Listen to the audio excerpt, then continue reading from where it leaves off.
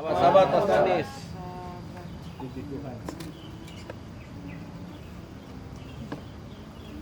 Saya khotbah terakhir di Gereja Kristus, saya pernah berjanji untuk mengkhotbahkan AMR. Iya. Untuk itulah aku dikirim oleh Ibu Bendahara berbincang.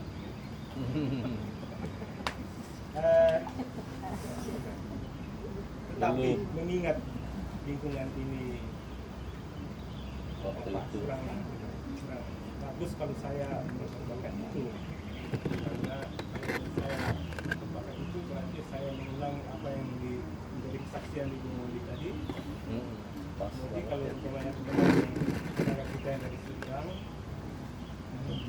butuh untuk disampaikan lebih banyak hal, bisa telepon saya. Akhirnya saya mengambil judul yang lain khotbah pada siang hari Sabat Tuhan yang kudus dan berkati. Judulnya adalah mengapa Tuhan biarkan ada penderitaan di tengah kita. Di saat kita begitu menderita, di manakah Allah? Kita tunduk kepala, kita berdoa. Tuhan Allah Bapa kami yang bertata dalam kerajaan surga, kembali di siang Sabat Tuhan yang kudus dan diberkati ini kami datang menundukkan kepala, memuji dan memuliakan. Kami sudah bersatu hati untuk mendengarkan firman Tuhan. Urapi kami sekali lagi Tuhan, pribadi lepas pribadi dengan Roh Kudus-Mu, agar apa yang kami pelajari siang ini dapat kami mengerti. Dan oleh tuntunan dan kuasa Roh Kudus Tuhan pula kami dimampukan untuk menghidupkan dalam kehidupan kami. Inilah doa kami Bapa, dalam nama Yesus kami berdoa. Amin. Di manakah Allah saat kita menderita?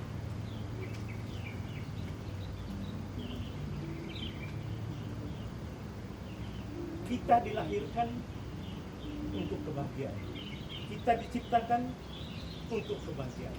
Itu adalah konsep surga.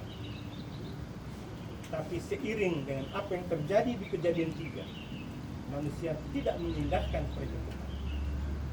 Manusia terpengaruh lebih percaya kepada ilah lain, sehingga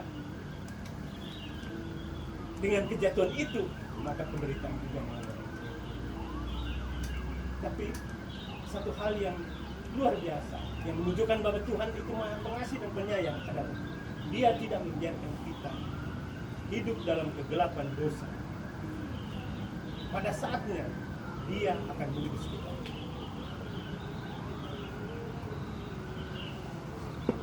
Penderitaan yang saya mau kupas adalah penderitaan yang kasar.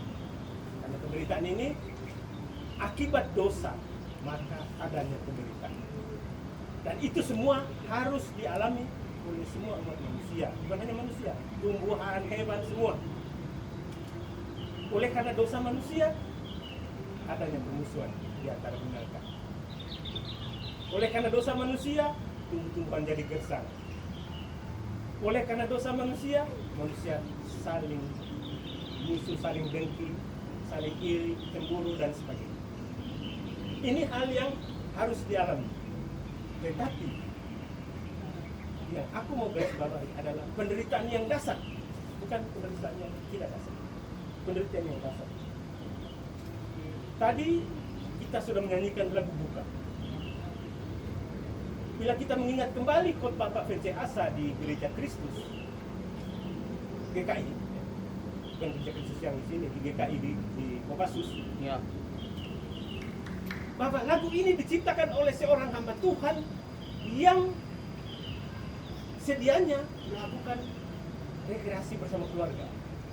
Tetapi karena tugas pelayanan yang sangat mendesak, dia membiarkan istri dan anak-anaknya lebih dahulu mendahului dia ke kota tujuan mereka, kota wisata. Tapi di tengah jalan, kapal yang mereka tumpangi karam dan karam. Semua anaknya mati. Mengapa harus terjadi? Ini pelayan Tuhan. Iya. Pak Vinci waktu itu mengupas panjang lebar. Saya tidak akan mengupas ulang itu. Tapi pertanyaannya adalah, mengapa seorang hamba Tuhan yang setia justru mengalami hal seperti ini?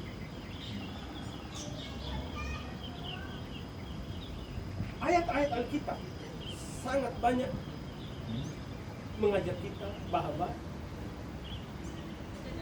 umat percaya seharusnya tidak mengalami hal seperti begitu. Kenapa? Janji Tuhan, jaminannya akan janji Tuhan. Iya. Tuhan akan melindungi umatnya. Itu pasti. Karena janji Tuhan tidak pernah berbohong. Yesaya 43 ayat 2. Barangkali yang ada Alkitab tolong bantu saya. Yesaya 43 ayat 2.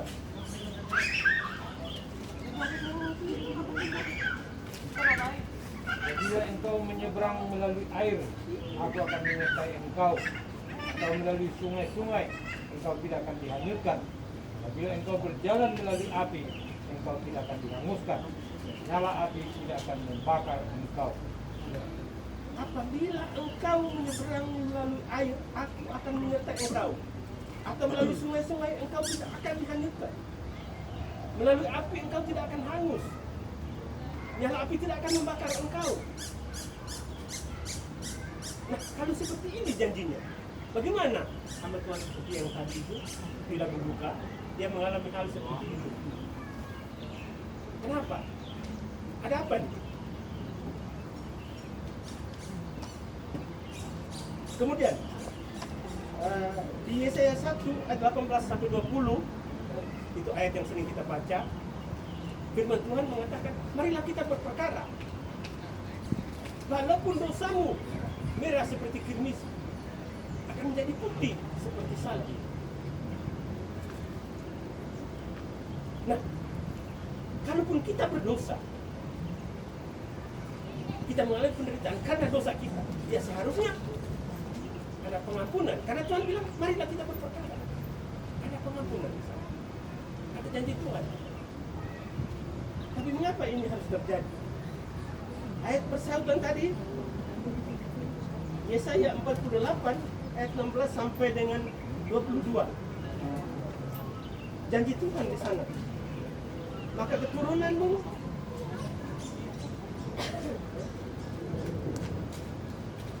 ayat 18. Sekiranya engkau memperhatikan perintah-perintahku, maka damai sejahteramu akan seperti sungai yang tidak pernah kering, dan kebahagiaanmu akan terus berlimpah seperti gelombang-gelombang laut yang tidak pernah berhenti. Artinya apa? Berkat-berkat indah harus menjadi bagian kita. Pemeliharaan Tuhan harus menjadi bagian kita. Penyertaan Tuhan dalam setiap gerak langkah kita. Tetapi apa itu dia akan yang dasar di sana? Mengapa? Mengapa ini terjadi? Penderitaan dasar. Bukan hanya Tuhan yang diceritakan Pak Vinci Asa yang menjadi begitu dia menderita karena dia seorang hamba Tuhan yang setia, maka dalam penderitaan ini dia lari kemana? Lari kepada Tuhan. Dalam kesedihannya dia menyanyi, menciptakan lagu ini untuk memuji Tuhan. Tokoh-tokoh Alkitab yang lain yang sering kita baca, yang dikategorikan sebagai hamba-hamba Tuhan yang setia, yang teladannya bisa kita ikuti. Oh, mereka juga mengalami penderitaan. Kenapa? Siapakah mereka? Salah satunya Yusuf. Yusuf begitu menderita. Anak kesayangan Yakub harus menjadi budak. Setelah mendapat kepercayaan Potifar, dia harus dipenjarakan untuk satu kesalahan yang tidak dia berbuat. Seorang hamba dipenjarakan untuk berapa lama? Tidak. Mungkin seumur hidup.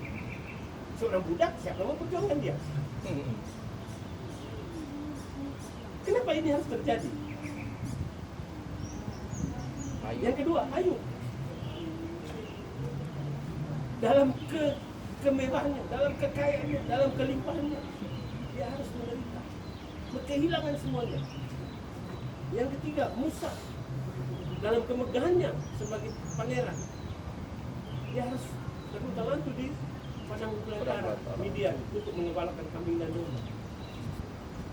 Yohanes Pembaptis, mulut Yesus sendiri berkata bahwa tidak ada orang yang sebaik dan sekudus Yohanes Pembaptis. Sebelum dan sesudah dia tidak ada. Bukan begitu. Tidak ada orang yang dilahirkan oleh perempuan yang sebesar Yohanes Pembaptis. Luar biasa. Tapi apa yang dialami? Mati, dipenggal. Padahal hari-harinya ngomong soal kebenaran, soal Tuhan, mengajak orang bertobat. Kerajaan Allah sudah dekat. Ada apa ini? Saya ingin membahas beberapa hamba Tuhan ini, tapi saya hanya mau mengambil satu orang, Ayub. Kenapa? Karena ada satu yang mengkritik hati saya, yang ya saya anggap bisa saya bagikan itu kita semua. Ayub ini seorang yang kaya. Alkitab menceritakan begitu ya. Di timur, Ayub ini seorang yang kaya di zamannya. Hidup mewah, tapi hidup kudus di hadapan Tuhan. Sampai Tuhan sendiri memujinya di hadapan iblis. Iya. Kita semua tahu itu. Pertanyaannya, apakah waktu itu dia mengalami Tuhan? Nanti kita sama-sama belajar. Bagaimana dengan kehidupan dia setelah semuanya diambil dari dia? Ayub tidak pernah tahu ada dialog di surga antara Tuhan dengan setan. Ayub tidak pernah tahu ada pertarungan ada taruhan ya, ada gambling antara Tuhan dan setan. Dia tidak pernah tahu. Tapi dia tahu semuanya hilang dari dia. Apa yang dia buat? Tuhan yang memberi, Tuhan yang mengambil. Terpujilah nama Tuhan. Itulah sikap Ayub. Luar biasa. Kalau saya berada di pihak dia, tentu saya bersikap seperti itu. Tapi itulah Ayub. Setelah semuanya diambil dari dia, mungkin di antara kita bisa seperti itu. Tetapi pertanyaannya adalah, bagaimana kalau bukan hanya semuanya diambil dari kita, tetapi diri kita juga disakiti, dipersulit, dilukai, diasingkan, pokoknya segala yang jelek-jelek terjadi dalam kehidupan diri kita, bukan istri kita, bukan anak kita, bukan harta kita, tapi diri kita.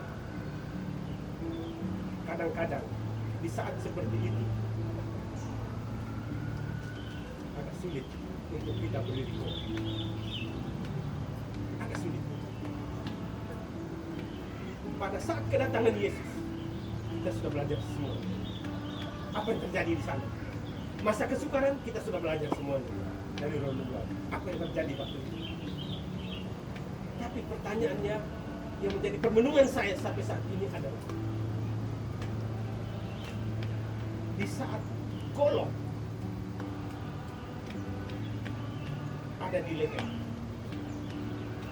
oleh orang-orang yang berpihak pada kekuasaan binatang dan patung, golok ada di leher istri kita, bagaimana sikap kita? Masih teguh? Mungkin masih teguh. Tapi kalau umpamanya, katakanlah, karena Pak Pince ini sahabat saya, jadi saya ambil contoh Pak Pince. Karena apa? Karena Pak Pince cuma punya permata semata layang. Andai kata golok ada di lehernya Pingkan, di depan bapaknya, itu kira-kira bapaknya bagaimana sikap? Apakah dia masih seperti Ayub? Allah yang memberi, Allah yang mengambil, terpujilah nama Allah. Apakah masih seperti itu? Bingung kan? Nah, itu semuanya sudah terjadi. Andai kata Tuhan, yang kuasa kegelapan ini tahu bahwa di saat golok ada di leher kita bahkan bisa berteriak lantang. Para pendahulu Advent ini bahkan api menyala, dia masih bisa bernyanyi haleluya. Ya kan? Ada yang seperti itu. Dan itu diinginkan. Tapi apa ya kita bisa seperti itu? Inilah pertanyaan. Maka saya ambil Ayub.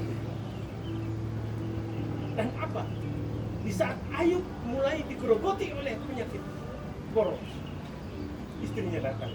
Sudahlah Pak, mati saja. Untuk apa engkau menderita penghinaan begini? Engkau ini tokoh terkemuka di wilayah ini, orang terdepan di wilayah ini, orang terhormat. Nah, ada di atas engkau lagi. Hanya Tuhan di atas engkau. Bagaimana engkau sehina ini? Apa mesti kata Ayub? Kau ini seperti Orang perempuan gila. gila. Kau hanya menerima yang enak saja dari Tuhan. Yang tidak enak kau tidak mau terima. Luar biasa. Seorang Ayub. Tapi ada satu yang belum disentuh di diri Ayub. Nyawanya. Apa itu? Kalau nyawanya kan urusan Tuhan. Apa itu yang belum disentuh?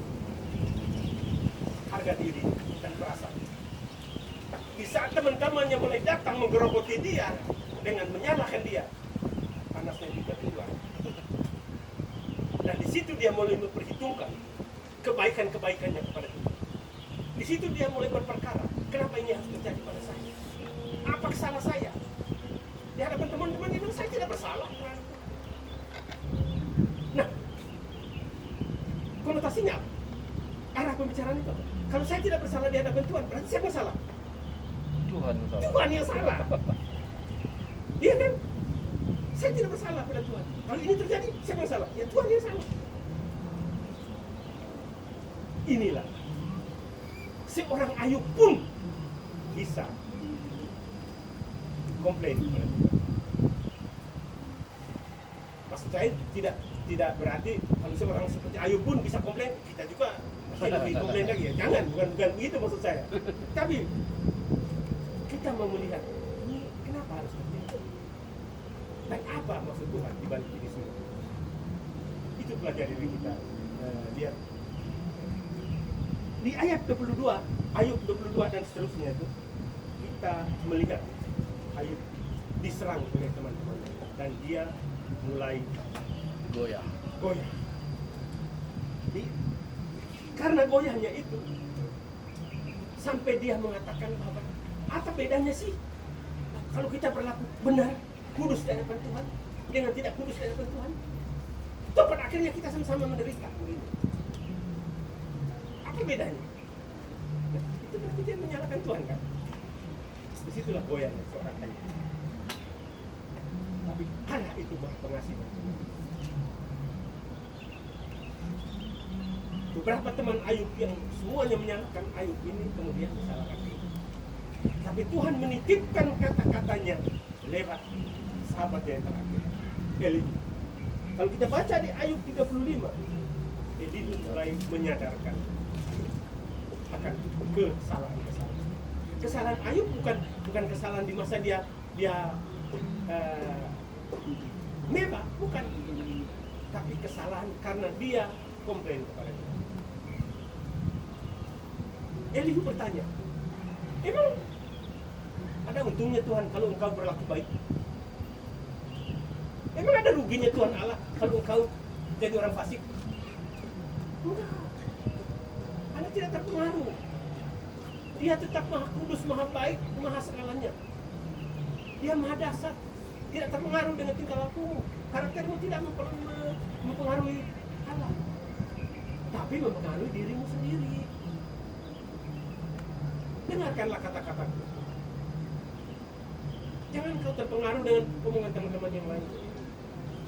Teguhkanlah pendirianmu untuk tetap mengutamakan Tuhan. Akhirnya dari dalam badai di Ayub 38 dan Ayub 40 akhirnya Tuhan. Bahkan di ayat 40 Tuhan menantang Ayub. Di manakah engkau saat aku menyatakan dasar bumi? Di manakah engkau saat aku membakar laut untuk tidak melebihi apa yang sudah saya batasi? Di mana engkau? Adakah engkau menasihati aku waktu aku menciptakan segalanya? Firman Tuhan. Dan di Ayub 42 ini yang perlu kita dengarkan. Ayub 42.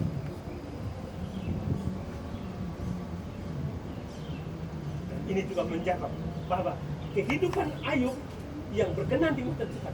Bahkan setiap pagi dia selalu membakar korban untuk Tuhan. Khawatir anak-anaknya kalau malam berpesta minum-minum, mereka menghina Tuhan. Mereka berdosa. Mereka berkata yang tidak senonoh. Sehingga harus hapus dosa-dosa mereka melalui korban kepada Tuhan. Luar biasa.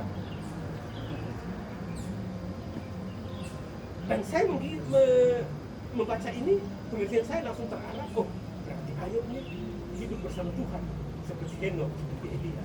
Itu pengalaman Tuhan. Ternyata enggak. Ayub 42 ayat 5. Ayub mengatakan seperti ini. Hanya dari kata orang saja aku mendengar tentang engkau. Tetapi sekarang mataku sendiri memandang engkau. Untuk itu aku mencabut semua kata-kata. Dan aku duduk di dalam debu. Dan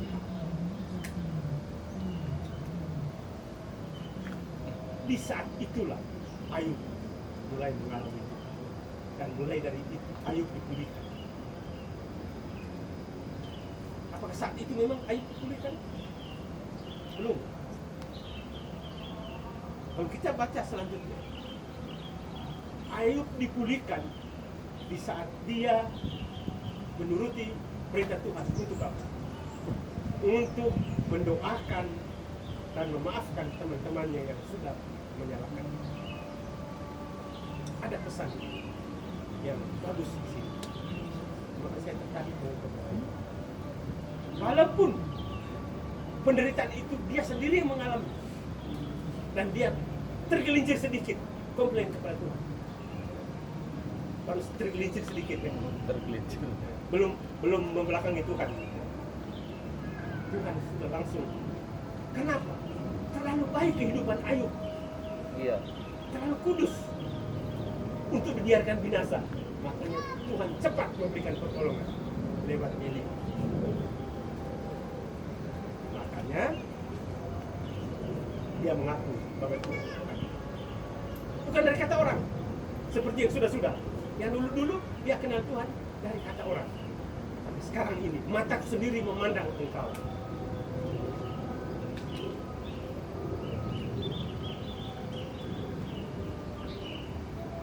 Kita kembali ke pertanyaan awal. Mengapa harus terjadi penderitaan? Dan di mana Allah saat kita menderita? Tujuannya Tuhan yang pertama adalah yang tertulis pada Ayub 42 ayat 5 dan 6, yaitu supaya kita bisa mengalami itu.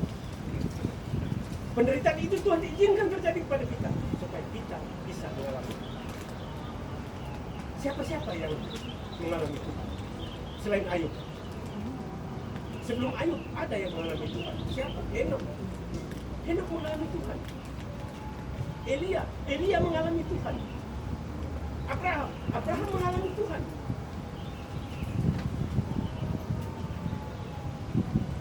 Apakah semua orang ini mulus-mulus saja? Enggak ada penderitaan? Ada penderitaan.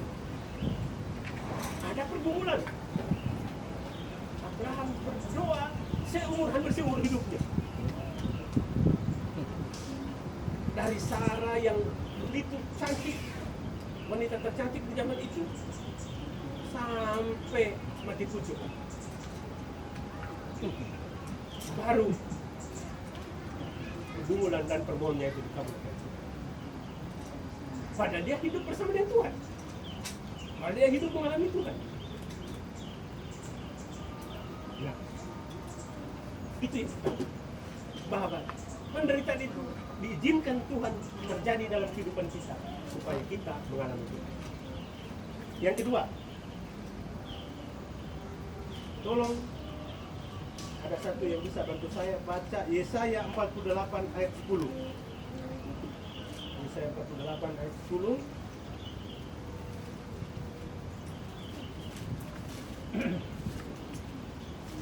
Sesungguhnya aku telah memurnikan engkau, namun bukan seperti perak. Tapi aku telah menguji engkau dalam dapur kesengsaraan. Aku telah menguji engkau dalam dapur kesengsaraan. Siapa yang mengira bahwa Yusuf yang dipenjarakan itu dengan tidak ada jaminan kapan dia mau dibebaskan? Karena dia seorang budak yang hak kemanusiaan, kemerdekaannya sudah dicabut. Ya tergantung murah hatinya si siapa? Potifar. Karena Potifar yang masukkan dia kan? Oh iya. Tergantung murah hatinya dia. Tidak sangka ada rencana Tuhan. Tuhan memurnikan seorang Yusuf. Bagaimana Yusuf itu dikreat sedemikian rupa untuk menjadi seorang pemimpin besar dan menyelamatkan bangsa Israel dari kelaparan. Untuk dia bisa jadi pemimpin besar, ya dia mesti dididik. Dididik melalui dapur kesengsaraan.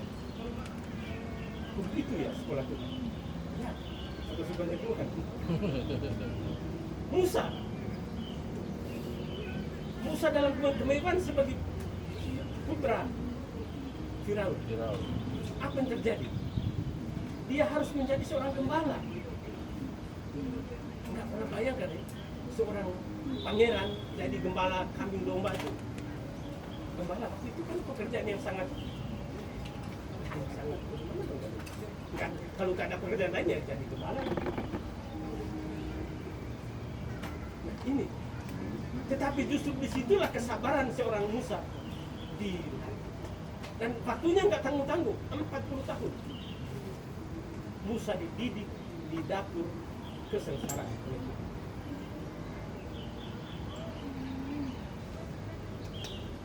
Bagaimana dengan kita?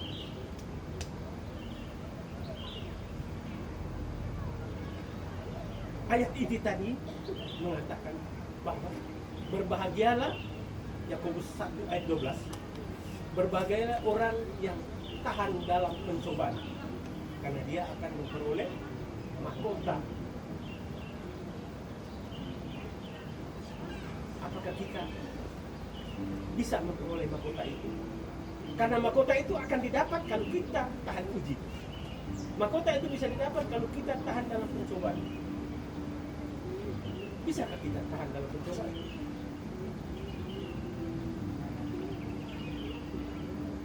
Bagi kita kaum bapak, ini PR dari tokoh Alkitab yang kita sudah sebutkan tadi. Bagaimana kita tahan? Harus kita seperti Yusuf. Yusuf yang begitu berada, umur Yusuf waktu itu, karena dia dijual itu umur 17 tahun ya. Jadi beberapa, ya 20-an lah. 20-an. Itu umur, kalau manusia sekarang ya, umur puncaknya pubertas. Dia ditantang oleh seorang ibu yang masih muda, bukan muda maksudnya muda belia ya, tapi ibu istri muda, bukan istri muda, istri kedua maksudnya, wanita yang gimana? Wanita matang lah ya, wanita matang. Dia diajarkan sesuatu yang sangat menantang yang menjadi jawaban dari masa puber. Tapi kalau kita baca di Kejadian 39 ayat 9, jelas di sana jawaban Yusuf. Di rumah ini tidak ada satupun yang tidak diserahkan kepadaku oleh suamimu Potifar. Dan tidak ada yang tidak diserahkan kepadaku selain engkau, karena engkau istri. Bagaimana mungkin aku melakukan kejahatan yang besar ini dan berbuat dosa terhadap Allah? Itulah jawaban Yusuf. Kejadian 39. Kalau itu dihadapkan kepada kita, kamu Adam, katakanlah umpamanya saya dalam keadaan seperti gini, ya, kaget. Saya satu waktu menginjil di AMR dan orang yang saya injil ini kebetulan Sadini. Terus apa yang Sadini buat? Seperti yang dibuat oleh istri Potifar. Saya mengulang. Haruskah saya mengulangi apa yang dikatakan Yusuf? Kalau kau pencet, bisa nggak? Bisa mengulangi kata-kata Pak Yusuf? Harusnya? Saya ragu. Oh, ragu. Jangan. Nanti ada yang... Makanya tidak dikasih cobaan itu. Makanya tidak dikasih. Karena ragu. Baik. Nah. Kemudian kepada seperti siapa lagi? Seperti Ayub tadi. Apapun yang kita alami, penderitaan kita, kesedihan kita, kepahitan hidup kita, harusnya kata-kata kita seperti kata-kata. Dari dulu hanya kata orang aku mengenal. Dari kata orang aku mengenal. Tapi sekarang mataku sendiri memandang. Kalau seperti itu, maka kita apa yang dialami oleh Ayub selanjutnya akan kita alami. Selanjutnya bagaimana? Ayub diberkati 2 kali lipat kekayaannya seperti yang ini. Ayub dikaruniai anak 2 kali lipat dari yang kita miliki dan lebih cantik. Begitu aku baca ini, oh ternyata anaknya Pak Silalahi Yemima ambil dari nama anak-anak nama anaknya Ayub Yemima. Iya. Nah, itu yang kita dapat. Kalau ada penderitaan, kesedihan, kepahitan, kehinaan yang kita peroleh, apa yang terjadi? Kita harus seperti Yusuf, tetap memuji memuliakan nama Tuhan. Maka yang kita dapat apa? Kemuliaan dan kemewahan seperti Yusuf. Apapun penderitaan yang kita alami, tidak akan pernah lepas dari pengamatan dan perbuatan itu. Itu menjadi kunci dalam nama Yesus. Amin. Amin. Baik. Jadi kita bagian kita membuka Efesus nomor 88. Efesus 88.